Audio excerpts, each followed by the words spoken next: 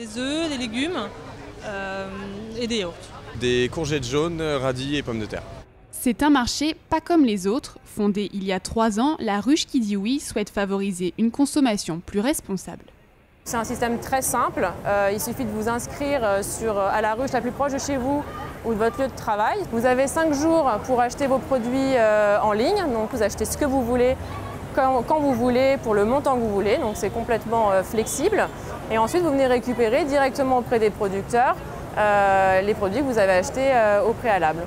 Émilie s'est lancée dans l'aventure il y a 1 an. Elle y voit un complément de revenus. En effet, 10% des ventes lui reviennent, 80% vont directement aux producteurs, les 10% restants à la plateforme web.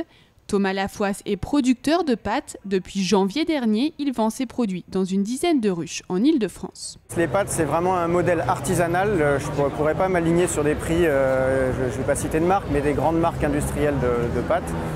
Donc je suis sur un tout petit marché, c'est pour ça que la ruche est pour moi un très bon marché parce qu'il n'y a pas d'intermédiaires qui ont pris de marge entre les deux.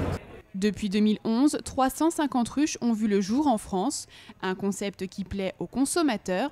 Fini le passage par la case supermarché. En fait, j'en avais un peu marre de voir des légumes dans les supermarchés ordinaires qui faisaient des kilomètres inutilement. C'est peut-être ce qu'on peut faire de plus facile pour rester dans le local et pour être plus sûr des aliments qu'on achète.